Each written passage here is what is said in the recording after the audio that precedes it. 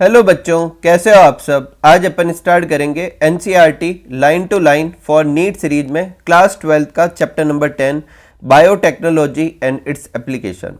तो स्टार्ट करते हैं। तो सबसे पहला जो अच्छा सा पॉइंट है जिस पे क्वेश्चंस बन सकते हैं वो ये है कि 3 क्रिटिकल रिसर्च एरिया कौन से हैं बायोटेक्नोलॉजी के। तो पहला रिसर्च एरिया है कि providing the best catalyst in the form of improved organism, usually microbes, या फिर उस ऑर्गेनिज्म से अपन एंजाइम भी आइसोलेट कर सकते हैं। दूसरा, ऐसी कंडीशन क्रिएट करना जो ऑप्टिमम कंडीशन हो किसी कैटालिस्ट के वर्क करने के लिए। और तीसरी, डाउन स्ट्रीम प्रोसेसिंग टेक्नोलॉजी, जिसमें अपन प्यूरिफाई करते हैं किसी भी ऑर्गेनिक कंपाउंड या प्रोटीन को जो बायोटेक्नोलॉजी से बनाते हैं। ठीक है, नेक्स्ट अपने हैं बायोटेक्नोलॉजी की एप्लीकेशंस करनी है वन बाय वन। सबसे पहली एप्लीकेशन है किसके अंदर, एग्रीकल्चर में। तो देखो, एग्रीकल्चर करने के 3 तरीके हो सकते हैं, एक एग्रोकेमिकल बेस्ड एग्रीकल्चर, एक ऑर्गेनिक एग्रीकल्चर और एक genetic engineering crop based GM crop based agriculture.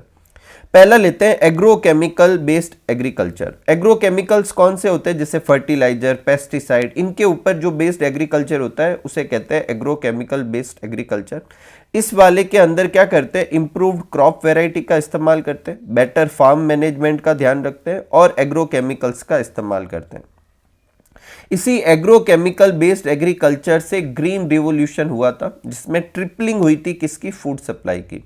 और ये जो ग्रीन रिवॉल्यूशन जिसमें ट्रिपलिंग हुई फूड सप्लाई की, उसके लिए देखो एनसीईआरटी में लिखा हुआ है कि पार्शियली कौन रिस्पॉन्सिबल था, use of improved crop variety, और मेनली कौन रिस्पॉन्सिबल था, बेटर मैनेजमेंट प्रैक्टिस और यूज ऑफ एग्रोकेमिकल, फर्टिलाइजर और पेस्टिसाइड। देखो यहाँ साफ साफ लिखा हुआ है कि tripling the food supply but yet it was not enough, ये थी नहीं। Increase yield has been partially due to the use of improved crop variety but mainly due to use of better farm management और use of agrochemicals.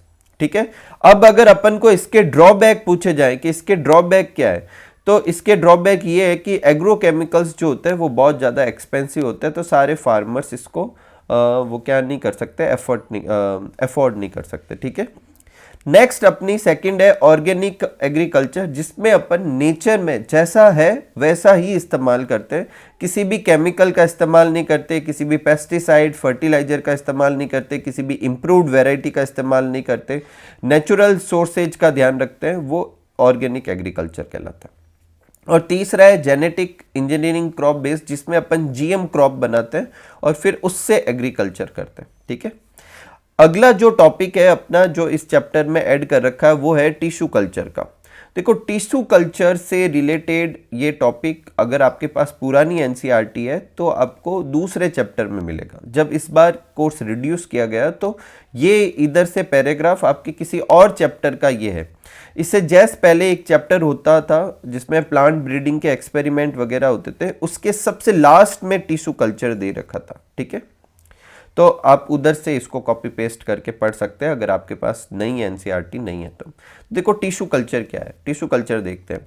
In this whole plant is regenerated, इसमें पूरा plant regenerate किया जाता है थोड़े से part of plant के tissue से, मतलब किसी प्लांट का कुछ छोटा सा हिस्सा लिया जाता है और उसे वापस रीजनरेट करते हैं। और ये सब करते हैं किसमें, टेस्ट ट्यूब में या ग्लास वेसल्स में, बोले तो इन विट्रो, स्टेराइल कंडीशन लेते हैं, स्पेशल न्यूट्रिशन मीडियम लेते हैं, वगैरह वगैरह सब। यहाँ पर अपन को टिश्यू कल्चर की डेफिनेशन दे रखी है। उसके अलावा कुछ टर्म्स है जैसे कि एक्सप्लांट हो गया, टोटिपोटेंसी हो गया, तो उनको समझते हैं। एक्सप्लांट क्या होते हैं कि प्लांट का वो पार्ट जिसे टिश्यू कल्चर के लिए इस्तेमाल करेंगे वो एक्सप्लांट कहलाएगा। जैसे कि आपने प्लांट की रूट की टिप इस्तेमाल की टिश्यू कल्चर के लिए तो वो एक्सप्लांट हो गया। ठीक है, टोटिपोटेंसी क्या होती है कि प्लांट के कुछ सर्टेन टिश्यू में ये एबिलिटी होती है कि वो पूरा प्लांट जनरेट कर सकता है, तो capacity to generate whole plant from any cell और एक्सप्लांट, इसे कहते हैं टोटिपोटेंसी। एक टिश्यू कल्चर करेंगे तब आप न्यूट्रिशन मीडियम लेंगे, उसमें क्या क्या होता है, तो एक कार्बन का सोर्स होना चाहिए, जो अपन कोई शुगर ले सकते हैं जैसे कि सुक्रोज। इनऑर्गेनिक सॉल्ट होने चाहिए जो कि मिनरल सप्लाई करेंगे, विटामिन होने चाहिए, एमिनो एसिड होना चाहिए ताकि प्रोटीन की कमी ना हो, और ग्रोथ रेगुलेटर होने चाहिए जैसे ऑक्सीजन, साइटोकाइनिन वगैरह। फिर एक है अपने micro propagation. Micro propagation tissue culture की एक एप्लीकेशन है जिसमें अपन कम समय में, वेरी शॉर्ट ड्यूरेशन में large number of plants generate करते हैं, उसे अपन कहते हैं माइक्रो प्रोपोगेशन। ठीक है, माइक्रो प्रोपोगेशन हो चाहे टिश्यू कल्चर हो, इससे जो नए प्लांट बनेंगे वो जेनेटिकली आइडेंटिकल होंगे ओरिजिनल प्लांट के, और यही वजह इन्हें क्लोन कहेंगे और सोमेटिक क्लोन कहेंगे। सोमेटिक क्यों कह रहे हैं? क्योंकि अपन जेनेटिक मतलब चीज़ों से टिश्यू कल्चर नहीं करते, जैसे रूट की टिप हो गई, सूट की टिप हो गई, यहाँ कोई जाइगोट नहीं बन रहा, इसलिए सोमेटिक है। और पेरेंट प्लांट के जैसा का जैसा बन रहा है, इसलिए इसे क्लोन कहेंगे, सोमा क्लोन। ठीक है, अगर टिश्यू कल्चर की एप्लीकेशन देखें तो एक एप्लीकेशन हो गई माइक्रो प्रोपोगेशन, दूसरी एप्लीकेशन हो गई कि इसका इस्तेमाल कर सकते हैं अपन डिजीज फ्री प्लांट प्रोड्यूस करने के लिए। ठीक है, और डिजीज फ्री प्लांट प्रोड्यूस करने के लिए हमेशा ही अपन मेरिस्टेमेटिक पार्ट का इस्तेमाल करेंगे। ऐसा क्यों करेंगे? चाहे पूरा प्लांट इन्फेक्टेड है, लिखा हुआ even if the plant is infected with the virus, the meristem apical और एक्सिलरी जो होता है वो हमेशा फ्री होगा, किससे? वायरस से। Hence one can remove meristem और उससे टिश्यू कल्चर करके नया प्लांट बना सकता है। तीसरी एप्लीकेशन जो होती है वो होती है सोमेटिक हाइब्रिडाइजेशन। इसमें अपन क्या करते हैं, जैसे ये एक प्लांट है और ये दूसरे प्लांट की सेल है, सबसे पहले अपन इसकी सेल वॉल को हटा लेंगे। ठीक है, सेल वॉल हटाने के बाद जो सेल बनेगी उसे अपन कहेंगे प्रोटोप्लास्ट। क्या कहेंगे? प्रोटोप्लास्ट, नेकेड प्रोटोप्लास्ट, जिसमें सिर्फ प्लाज्मा मेम्ब्रेन है, उसके चारों तरफ सेल वॉल नहीं। फिर उन दोनों को अपन फ्यूज कर देंगे, उन दोनों ही प्लांट की सेल को, और एक सोमेटिक क्या बन जाएगी? अपने हाइब्रिड सेल बन जाएगी, और फिर उस पर टिश्यू कल्चर करके नया प्लांट बनाएंगे, जिसे सोमेटिक हाइब्रिडाइजेशन कहेंगे। ठीक है, अब इसमें एक एग्जांपल है पोटैटो लिया, टोमेटो लिया और उन दोनों से बनाया पोमेटो। ठीक है, ये एक सोमेटिक हाइब्रिडाइजेशन का एग्जांपल था। Unfortunately this plant did not have all the desirable combination, वो सारे कॉम्बिनेशन नहीं थे जो साइंटिस्ट चाहते थे। और ये अपन ने पीछे बायोटेक्नोलॉजी में पढ़ा भी था कि जब भी अपन हाइब्रिडाइजेशन करते हैं तो हमेशा सारे वो फीचर्स मैच नहीं होते जो अपन चाहते हैं। कभी कभी अनडिजायरेबल फीचर भी आ जाते हैं और कभी कभी जो डिजायरेबल फीचर है वो मैच नहीं करते, इसलिए बायोटेक्नोलॉजी का इस्तेमाल करते हैं। अब आते हैं अपने अगले टॉपिक पे, जो कि है जेनेटिक मॉडिफाइड ऑर्गेनिज्म। देखो इस लाइन में एक और चीज़ है, जेनेटिक मॉडिफाइड ऑर्गेनिज्म प्लांट हो सकता है, बैक्टीरिया हो सकता है, फंगाई हो सकता है, एनिमल्स हो सकते हैं, मतलब सब कवर हो गए। क्या बाकी रह गए? वायरसेज नहीं हो सकते। ठीक है, तो जनरली अगर आपको ऐसा कोई ऑप्शन दे जिसमें 4 ऑप्शन हो और क्या इसमें से कौन सा जेनेटिकली मॉडिफाइड नहीं होगा, तो अपन क्या चूज करेंगे? वायरस। ठीक है, अब जेनेटिक मॉडिफिकेशन करते क्यों? हाँ, पहले ये देखो, जेनेटिक मॉडिफाइड ऑर्गेनिज्म होते क्या है? जिस ऑर्गेनिज्म में क्या होते हैं? जीन जो होते हैं वो अल्टर्ड किए गए हैं, मैनिपुलेट किए गए हैं, चेंज किए गए हैं। ठीक है, अब जेनेटिक मॉडिफिकेशन प्लांट के केस में क्यों करते हैं? सबसे पहला, किसी क्रॉप को टॉलरेंट बनाना हो एबायोटिक स्ट्रेस से। एबायोटिक स्ट्रेस क्या होता है? कोल्ड हो गया, ड्रॉट हो गया, सॉल्ट हो गया, हीट हो गया, इस पर भी क्वेश्चन बन सकता है। 4 ऑप्शन दे और आपको पूछे कि इसमें से कौन सा एबायोटिक स्ट्रेस नहीं है, तो कोई लिविंग ऑर्गेनिज्म का नाम हो, जैसे पेस्ट हो गया, कोई डिजीज कॉजिंग ऑर्गेनिज्म है, तो वो एबायोटिक स्ट्रेस में नहीं आ रहा। दूसरा है reduce reliance on chemical pesticide. Pesticide जो होते हैं, केमिकल होते हैं, उनको कम इस्तेमाल करने के लिए कर सकते हैं, इसके लिए अपन पेस्ट रेजिस्टेंस क्रॉप बनाते हैं। ठीक है, तीसरा है help to reduce post harvest loss, मतलब खेती बाड़ी करने के बाद, फार्मिंग करने के बाद, उससे बाद में वो क्रॉप भी ले ली और आप मार्केट में ले जाएंगे सेल करने के लिए, इस बीच में जो लॉस होता है उसे पोस्ट हार्वेस्ट लॉस कहते हैं, तो उसको रिड्यूस करने के लिए। इसमें एक एग्जाम्पल है, आप याद करना चाहो तो कर सकते हो, फ्लेवर सेवर करके एक टोमेटो की स्पीसीज है जो सड़ने में बहुत ज़्यादा टाइम लेती, तो ये एक इस वाले का एग्जाम्पल है, अपनी बुक में नहीं दे रखा। Increase efficiency of mineral usage. अब मिनरल यूजेज जो होता है उसको उसकी एफिशिएंसी बढ़ा देती है, मतलब सॉइल को ये जल्दी क्या नहीं करने देती, उसकी फर्टिलिटी को एग्जॉस्ट नहीं करने देती। ठीक है, नेक्स्ट है कि किसी फूड, पर्टिकुलर फूड की न्यूट्रिशनल क्वांटिटी को और क्वालिटी को और बढ़ाना, जैसे कि जो राइस होते हैं वो स्टार्च के अच्छे सोर्स होते हैं, एक बनाए जाते हैं गोल्डन राइस, जिसमें स्टार्च के साथ में आपको क्या मिलेगा? विटामिन ए मिलेगा। बेसिकली बीटा कैरोटीन की एक जीन राइस के साथ में क्या की जाती है? डाली जाती है, जिससे जेनेटिक मॉडिफाइड राइस बनते हैं जिसमें विटामिन ए भी मिलेगा। नेक्स्ट है, इसके अलावा GM has been used to create tailor made plant to supply alternate resources to industry. और किसके लिए ये यूज किए जाते हैं? स्टार्च प्रोड्यूस करने के लिए, फ्यूल प्रोड्यूस करने के लिए, फार्मास्यूटिकल्स प्रोड्यूस करने के लिए। ठीक है, नेक्स्ट जो अपना वो है बीटी। अब बीटी एक तरह का टॉक्सिन है जो एक बैक्टीरिया होता है बेसिलस थुरेंजिस, वो प्रोड्यूस करता है। और ये जो बीटी टॉक्सिन जो होती है वो बैक्टीरिया के अंदर क्या की जाती है? क्लोन की जाती है और फिर इसे एक्सप्रेस करवाएं किसी प्लांट में, तो वो प्लांट भी क्या करेगा? बीटी टॉक्सिन प्रोड्यूस करेगा। और बीटी टॉक्सिन प्रोड्यूस करेगा तो उसमें कभी भी इंसेक्ट्स नहीं लगेंगे, क्योंकि ये बीटी टॉक्सिन जो होता है वो एक तरह का इंसेक्टिसाइड होता है। अब इससे अपन इसको किसकी तरह इस्तेमाल कर रहे हैं? बायोपेस्टिसाइड। ठीक है, तो पेस्ट पर डिपेंडेंसी घटेगी। अगर कॉटन में ये करे तो बीटी कॉटन, कॉर्न में करे तो बीटी कॉर्न, राइस में BT rice, BT tomato, BT potato, BT soybean. तो याद रखें कौन कौन से बीटी प्लांट ऐसे बनाए गए हैं। ठीक है, बीटी ब्रिंजल भी बनाया गया है, ये भी याद रखें। ठीक है, अब बीटी कॉटन के बारे में जो जो पॉइंट है मैंने साइड में लिख दिए, बुक के ही पॉइंट है, अलग से कुछ नया नहीं है। बेसिलस थुरेंजिस जो है वो इनएक्टिव इंसेक्टिसाइड प्रोड्यूस करता है जिसे बीटी टॉक्सिन कहते हैं। इनएक्टिव है, इंसेक्टिसाइड है, बीटी टॉक्सिन, और इसके क्रिस्टल बनते हैं इसलिए इसे क्राई प्रोटीन कहते हैं। अब ये किस किस के लिए इस्तेमाल करते हैं? इन तीन के लिए। लेपिडोप्टेरन्स के लिए जो कि टोबैको, बड वॉर्म या आर्मी वॉर्म होते हैं। कॉलियोप्टेरन्स के लिए जो कि बीटल्स है। और डायप्टेरन्स के लिए जैसे कि फ्लाई और मॉस्किटो। अब एग्जाम में आपको पूछे कि बीटी प्लांट किसके लिए बनाया गया है, या बीटी प्लांट कॉलियोप्टेरन्स के लिए बनाया गया, और उसमें चार ऑप्शन आपको दे दे, टोबैको, बड वॉर्म, फ्लाइज, बीटल्स, तो आपको ये याद रखना है कि किसके लिए पूछा गया है। जैसे डायप्टेरन्स के लिए पूछा गया है तो आप फिर ये नाम लिखें, ये डायप्टेरन्स नहीं है। डायप्टेरन्स तो क्या होते हैं? फ्लाइज और मॉस्किटो होते हैं। कॉलियोप्टेरन्स क्या होते हैं? बीटल्स होते हैं। लेपिडोप्टेरन्स क्या होता है? टोबैको, बड वॉर्म और आर्मी वॉर्म होते हैं। नेक्स्ट है ड्यू टू इनएक्टिव नेचर, क्योंकि ये इनएक्टिव नेचर में होता है तो ये बैक्टीरिया को खुद को किल नहीं करता। अब ये एक्टिव कब होगा? ये एक्टिव तब होगा जब उसे एल्केलाइन मीडियम मिलेगा जो जनरली इंसेक्ट की गट में मिलता है। फिर वहाँ पे जब गट में मिलेगा तो ये क्या करेगा? उसकी सरफेस के साथ बाइंड करेगा, उसकी एपिथेलियल सेल के साथ, फिर उसमें पोर क्रिएट करेगा, फिर सेल की स्वेलिंग करवाएगा और फिर लाइसिस करवाएगा। स्टेप याद रखें, सबसे पहले ये एपिथेलियल सेल के साथ जुड़ेगा, उसके साथ फिर पोर क्रिएट करवाएगा, फिर उसमें स्वेलिंग होगी और फिर लाइसिस होगी और सबसे लास्ट में डेथ होगी।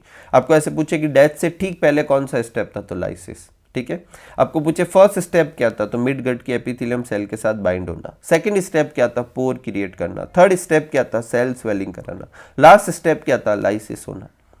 बीटी टॉक्सिन जो होता है, अब ऑब्वियस थिंग है ये एक प्रोटीन है तो बनाने के लिए कुछ जीन भी होगी, उसे क्राइजीन कहते हैं। तो 3 क्राइजीन अपनी बुक में दे रखी है, cry first AC, cry second AB. ये दोनों किसके लिए होती है? कंट्रोल कॉटन बॉल वॉर्म, और क्राई फर्स्ट एबी होता है कंट्रोल कॉर्न बोरर।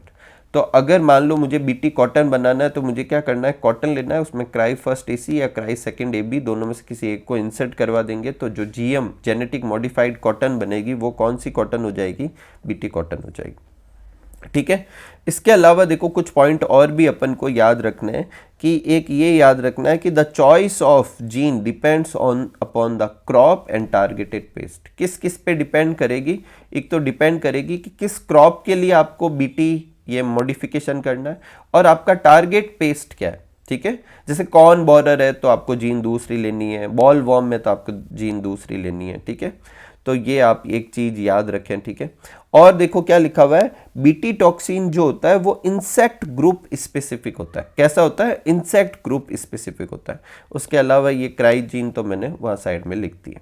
ठीक है, ये एक डायग्राम है जिसमें आप देख पा रहे हैं, ये एक मतलब खराब वो मतलब कह सकते हैं उसका कॉटन बॉल है, और ये एक सही कॉटन बॉल है जिसमें कॉटन दिख रही है। ठीक है, नेक्स्ट है पेस्ट रेजिस्टेंस। इसमें आपको सबसे पहले पेस्ट का नाम याद रखना है, एक नीमेटोड है। नीमेटोड बोले तो एसके हेलमंथीज, मिलोडिगाइनी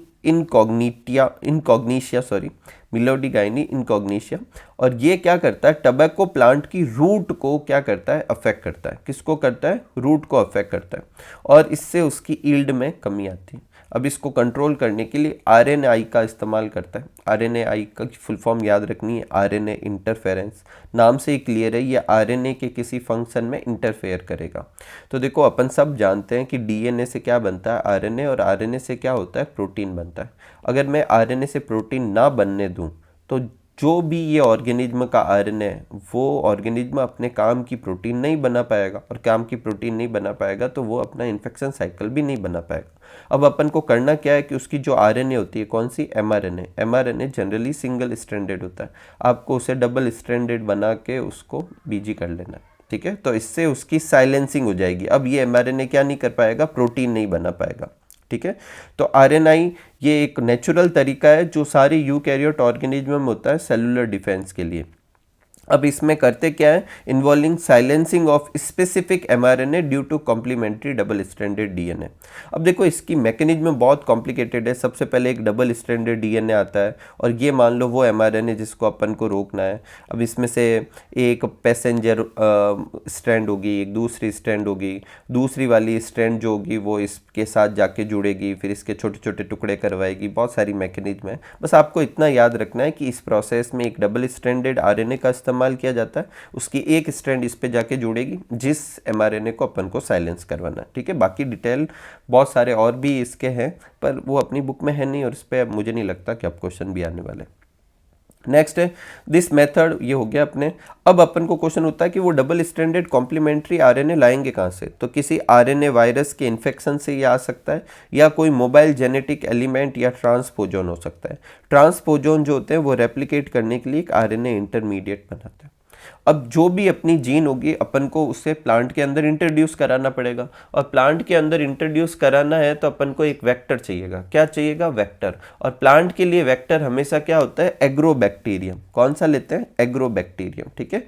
एग्रोबैक्टीरियम वेक्टर लेंगे, निमेटोड स्पेसिफिक जीन लेंगे और उसे होस्ट प्लांट के अंदर इंट्रोड्यूस करा देंगे। अब जैसे ही अपन इंट्रोड्यूस कराएंगे तो उसके अंदर वो डबल स्ट्रैंडेड है, तो उसमें सेंस और एंटीसेंस दोनों ही स्ट्रैंड होगी। These two RNA being complementary to each other एक डबल स्ट्रैंडेड बनाएगा, और फिर आरएनए को इनिशिएट करेगा। अब ये आरएनए इनिशिएट करने के मैंने अभी बताए थे बहुत सारे वो स्टेप होते हैं। पहले उसके छोटे छोटे टुकड़े होते हैं, स्लाइसर बनते हैं, वगैरह वगैरह बहुत सारे हैं, अब उनको इग्नोर करो। फिर वो जाके स्पेसिफिक एमआरएनए को साइलेंस कर देंगे। जैसे ही साइलेंस होंगे तो वो एमआरएनए प्रोटीन नहीं बना पाएगा, जिससे parasite could not survive due to उसे जो प्रोटीन चाहिए था वो नहीं बना, ठीक है। नेक्स्ट अपने बायोटेक्नोलॉजी एप्लीकेशन इन मेडिसिन। तो मेडिसिन में जो अपन मेडिसिन बनाएंगे उन्हें रिकॉम्बिनेंट थेरेप्यूटिक्स कहेंगे, ठीक है। और इसका फ़ायदा क्या होता है, ये अनवांटेड इम्यूनोलॉजिकल रिस्पॉन्स से छुटकारा दिलाता है। क्योंकि जब भी अपन को ऐसी कोई चीज़ चाहिए होती है तो अपन नॉन ह्यूमन सोर्स से लेंगे तो वो एलर्जी देगी, ये नहीं देगी, और ज़्यादा सेफ और ज़्यादा इफेक्टिव होती है। At present world wide 30 recombinant therapeutics जो है वो अप्रूव्ड है, जिसमें से इंडिया में कितनी है, 12 अप्रूव कर रखी है। सबसे पहला है जेनेटिक इंजीनियर्ड इंसुलिन। अगर आपको पूछे कि सबसे पहली कौन सी बनाई गई थी तो वो भी इंसुलिन ही थी, ठीक है। पहले पुराने अगर आप नीट के क्वेश्चन मिलाओगे तो उसमें क्वेश्चन मिल सकता है कि सबसे पहली कौन सी थी, तो इंसुलिन ही थी, ठीक। लेकिन अब ये मुझे नहीं लगता पूछने वाला है। एक अपनी बुक में है कि इंसुलिन जो होता है वो अपन सब जानते हैं डायबिटीज के लिए इंसुलिन का इस्तेमाल किया जाता है, तो उसे ओरली क्यों नहीं दिया जाता। इसका कारण है कि इंसुलिन एक प्रोटीन नेचर का होता है। अगर अपन उसे ओरली देंगे तो डाइजेस्टिव सिस्टम में जाएगा, वहाँ उसके टुकड़े होकर उसे एमिनो एसिड बना देंगे और वो इनइफेक्टिव हो जाएगा। यही वजह से डायरेक्ट ब्लड स्ट्रीम में दिया जाता है। अर्लियर इसे कहाँ से लाते थे, कैटल्स और पिग से लाते थे, लेकिन ऑफकोर्स वो एलर्जी क्रिएट कर देते और इतनी इफेक्टिव नहीं थी। तो अब इंसुलिन अपन जेनेटिक इंजीनियरिंग से बनाते हैं, उसका इस्तेमाल करते हैं। अब इंसुलिन का स्ट्रक्चर पढ़ते हैं। देखो एक इंसुलिन के स्ट्रक्चर जो पढ़ने से पहले अपन को समझना है कि इंसुलिन बनता है इनएक्टिव फॉर्म में, जिसे प्रो इंसुलिन कहते हैं, बाद में वो एक्टिव फॉर्म में कन्वर्ट होता है। जो उसकी इनएक्टिव फॉर्म होती है उसमें 3 पॉलीपेप्टाइड चेन होती है, ए, बी और सी। जब वो एक्टिव फॉर्म में होगा तो ये सी जो होगी उसे रिमूव कर दिया जाएगा और अब वो मैच्योर या एक्टिव हो जाएगा। और ए और बी स्ट्रैंड के बीच में आप देख पा रहे हैं क्या लगे होते हैं, डाइसल्फाइड बॉन्ड लगे होते हैं, ठीक है। तो जब जेनेटिक इंजीनियरिंग से ये बनाना चाह रहे थे तो मेन चैलेंज यही था कि insulin using recombinant technology was getting insulin assemble into mature form. कि आप मैच्योर फॉर्म में कैसे उसे असेंबल करेंगे, ये मेन चैलेंज था, ठीक है। अगर आपको पूछे मेन चैलेंज क्या था recombinant DNA technology, main challenge था कि उसे मैच्योर फॉर्म में कैसे असेंबल करें। तो इली लिली कोई साइंटिस्ट का नाम नहीं है, ये अमेरिकन फार्मा कंपनी है। उन्होंने 1983 में उन्होंने क्या किए कि इसकी एक अलग से क्लोनिंग करवाई बैक्टीरिया में, बी की अलग क्लोनिंग करवाई, फिर उन दोनों को सेपरेट करके उसमें डाइसल्फाइड बॉन्ड बनाकर human insulin recombinant DNA technology से बनाया गया। इसके लिए जो होस्ट था वो किसका इस्तेमाल किया गया, ई कोलाई। याद रखें, पूछे जा सकते किस बैक्टीरिया का इस्तेमाल किया गया। नेक्स्ट है अपने जीन थेरेपी। अब देखो जीन थेरेपी क्या होती है, तो बहुत सारे पॉसिबल चीज़ों को जीन थेरेपी कहते हैं। तो देखो यहाँ लिखा हुआ ये एक तरीका नहीं है, कलेक्शन ऑफ मेथड्स है। अब क्या क्या कर सकते हो, पहले करेक्शन करें किसी जीन डिफेक्ट का, कब, चाइल्ड और एम्ब्रियो में। दूसरा, gene are inserted into a person cell, किसी पर्सन की सेल में कोई जीन इंसर्ट करे, टिश्यू में इंसर्ट करे और फिर किसी डिजीज को ट्रीट करें। तीसरा, किसी जेनेटिक डिफेक्ट को सही करने के लिए नॉर्मल जीन को उसके इंडिविजुअल में या किसी एम्ब्रियो में ट्रांसफ़र करें नॉन फंक्शनल जीन को कंपनसेट करने के लिए। तो वो सारे मेथड जिसमें अपन जीन मैनिपुलेशन करके किसी का इलाज करा रहे हैं वो जीन थेरेपी कहलाती है। जो फर्स्ट क्लिनिकल जो जीन थेरेपी थी वो 1990 में 1990 में 4 साल की एक लड़की में ये परफॉर्म किया गया था, ठीक है। और उसे कौन सी बीमारी थी, एडिनोसिन डी एमिनेज डेफिशिएंसी थी। अब ईडीए डेफिशिएंसी के बारे में अच्छे से देखते हैं। इस वाले केस में क्या होता है, उस पर्सन में म्यूटेशन होता है, और कौन से तरह का म्यूटेशन होता है, डिलीशन होता है। क्या होता है, डिलीशन। इससे वो पर्सन एडिनोसिन डीएमिनेज एंजाइम नहीं बना पाएगा। अब ये एंजाइम क्यों चाहिए होता है, ये एंजाइम टी लिम्फोसाइट के मैच्योरेशन के लिए चाहिए होता है। इसका मतलब ये एंजाइम नहीं होगा तो टी लिम्फोसाइट मैच्योर नहीं होगी और उसका इम्यून सिस्टम जो होगा वो प्रॉपर्ली फंक्शन नहीं करेगा। अब इसके लिए क्या पॉसिबल क्योर हो सकते हैं, तो पहला पॉसिबल क्योर ये था, ठीक है, कि पहला पॉसिबल क्योर ये हो सकता है कि एंजाइम रिप्लेसमेंट थेरेपी, मतलब इस पर्सन को फंक्शनल ईडीए के इंजेक्शन दिए जाए जैसे कि इंसुलिन में करते हैं। दूसरा, बोन मैरो ट्रांसप्लांट कर सकें, लेकिन ये दोनों कुछ अच्छे क्योर नहीं है। देखो यहाँ लिखा हुआ है कि 2 मेथड है, bone marrow transplantation, enzyme replacement therapy. Both of these approach that they are not completely curative. तो फिर फर्स्ट स्टेप जीन थेरेपी का, ये जो लास्ट स्टेप है ये जीन थेरेपी में अपन काउंट कर सकते हैं। इसमें क्या करते हैं अपन, सबसे पहले जो पेशेंट है उसकी लिम्फोसाइट निकालेंगे, उसे कल्चर करवाएंगे आर्टिफिशियल मीडियम में, और ये करवाते समय उसमें cDNA इंसर्ट करवाएंगे।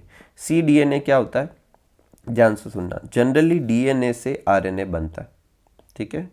अगर अपन आरएनए से डीएनए बनाए तो उसे cDNA कहते हैं।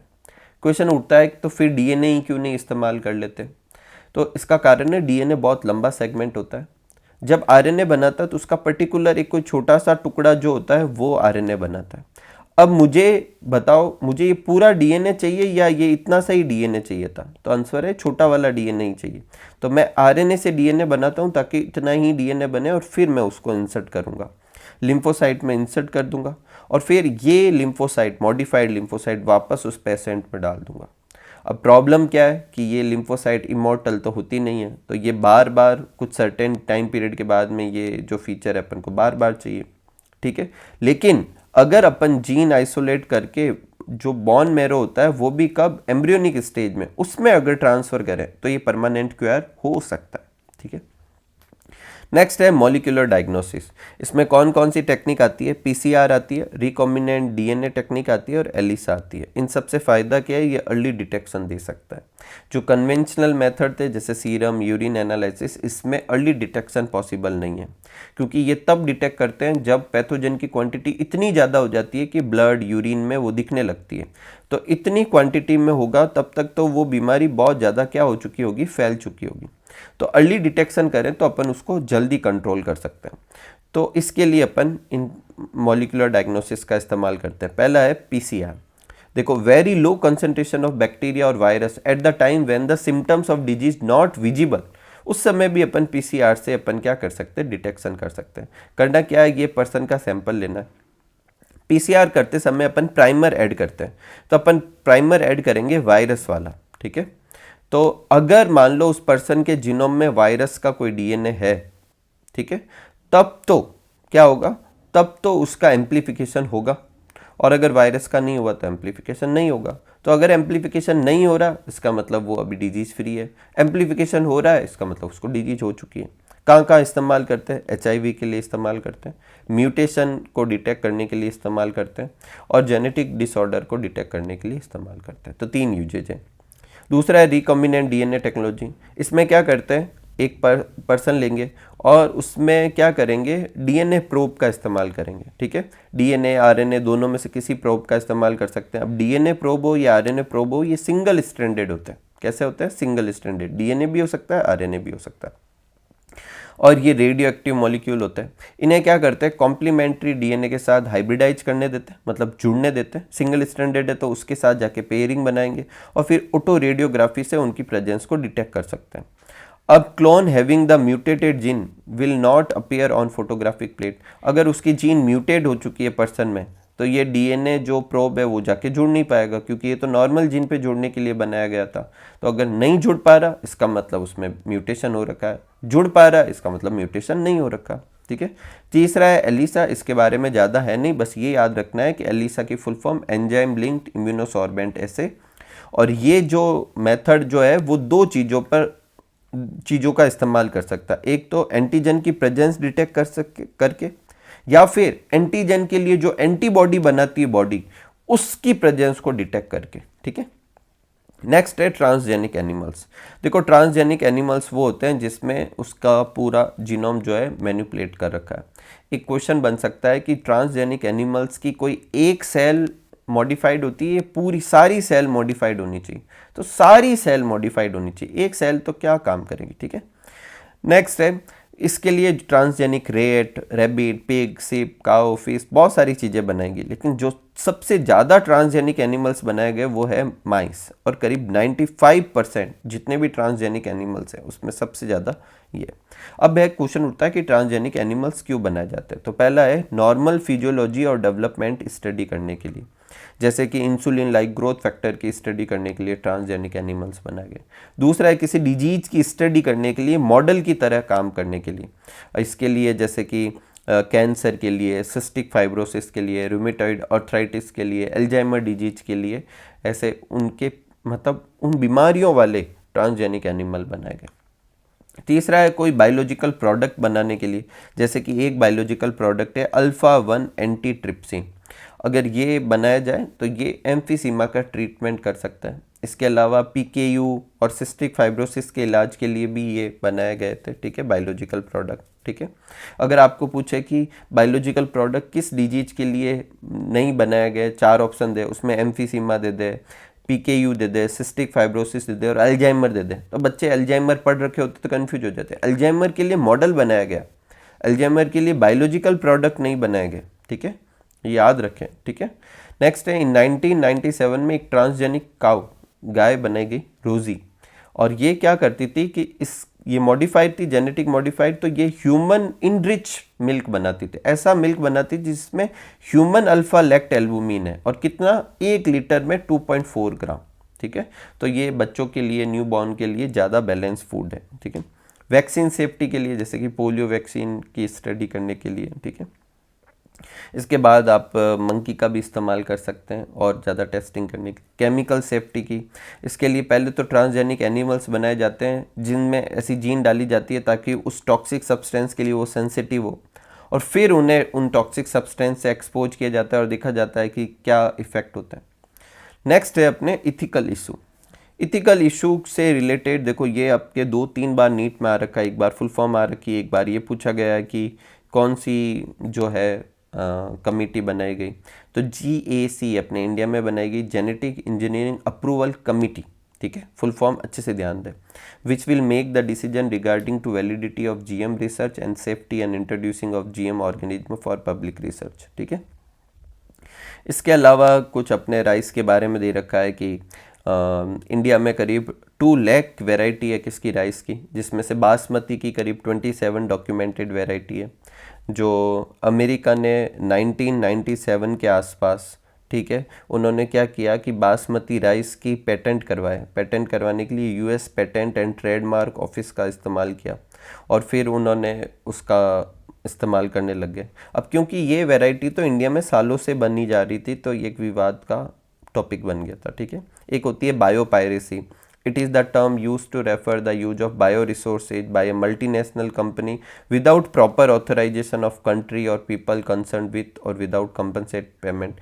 मतलब या तो उन लोगों को पेमेंट नहीं दिया या उनके कंसर्न के बिना किसी मल्टीनेशनल कंपनी किसी और कंट्री का कोई प्रोडक्ट या किसी पीपल से रिलेटेड कोई प्रोडक्ट का कमर्शियल यूटिलाइजेशन करने लगे, तो उसे बायोपायरेसी कहते हैं, ठीक है। एक अपन को याद रखना है कि the Indian parliament has recently clear the second amendment of the Indian patent bill, ठीक है।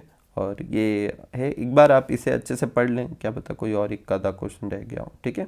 वैसे मैंने सारे कवर कर लिए हैं, तो उम्मीद करूँगा कि ये चैप्टर आपको अच्छे से समझ में आया होगा। मिलते हैं अगले चैप्टर के वीडियो में, तब तक आप सब लोग खूब सारा हार्डवर्क कीजिए, खूब खुश रहिए, खूब मस्त रहिए। Thank you for watching.